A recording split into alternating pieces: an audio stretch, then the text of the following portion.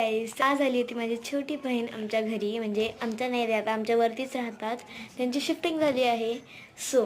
तर मग ती आली आज माझ्या घरी. ती म्हणली मला दीदी तू ब्लॉग करते, मला छान वाटतं ते बघायला.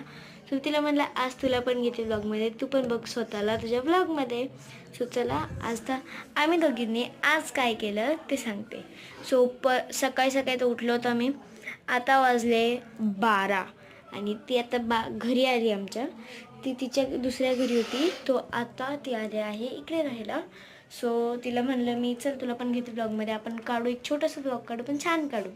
मग त्याच्यानंतर ती म्हणली आजचं पूर्ण आफ्टरनूनपर्यंत आपण जे जे काय करणार, 3 वाजेपर्यंत आम्ही जे काय करणार ते आम्ही सगळं ह्या ब्लॉगमध्ये शेअर करणार आहे. तुम्ही नीट जाऊन बघा हा ब्लॉग आणि नक्की लाईक शेअर सबस्क्राईब करा. चला तर आता स्टार्ट करूया.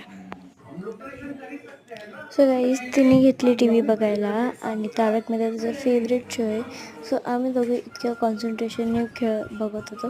मग म्हणलं थोडी गेम खेळून घ्यावा, हिचा आपण माइंड रीड करू, पण तिला गेम ती येत नाही. मग तिने मला मारलं, म्हणून म्हणलं मला खेळायचंच नाही. ती म्हणली मग प्लीज प्लीज प्लीज घे मला खेळायला. म्हणलं ठीक आहे चल. माफी मागितली म्हणून घेतलं, नाही तर घेतलं पण नसतं. तिने केल्या चिठ्ठ्या. तिला कळालं पण नाही मी कसं तिला बावटून केलं. नंतर तिने मला मारलं परत. मग तिला म्हणलं चल. मग म्हणलं काय तर खाऊन घ्यावं. मग 12 वाजता मी बसले. फ्राईड राईस केला होता माझ्या मम्माने घरात. मग फ्राईड राईस खाल्ला. टी व्ही बघता बघता मज्जा आली मला खायला पण. खाऊन झालं सगळं माझं जेवण पण. मग मस्त थोडा वेळ आराम केला. पण आता माझी आईने मांडलं फूल, म्हणजे आमच्या झाडाला फूल आलं. तर मम्मी बोलली ते आत ठेव. पण मला इतकी खोड आहे की मी डायरेक्ट त्याच्यासोबत रील करायला चालू केली. ती रील मला यूट्यूब चॅनलवर दिसून जाईल. त्याच्यानंतर मग मला मम्मीने काम दिलं की माझं ते पेपर आहे अभ्यासाला बस, पण मला पेपर नव्हतं त्याचा. मग थोडीशी ॲक्टिंग केली. मोबाईल बघत होते तेवढ्यात मम्मी म्हणली अभ्यासाला बस ना तर काम तरी. मी म्हणलं काम करून घ्यायचं पण अभ्यास नाही करत.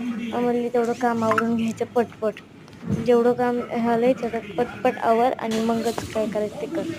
पण मला काम करायला पण लय हे होत होतं.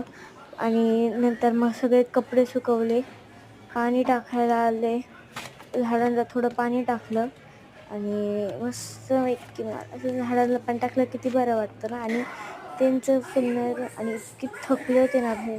आणि आचार्य इतकं आणि हे ऊन पण इतकं बावटाने केलं. तर हे जाग्यावर ठेवलं त्याच्या जिकडे ठेवायचं तिकडे सगळं ठेवून दिलं. आणि आजसाठी एवढाच व्हिडिओ. Bye bye.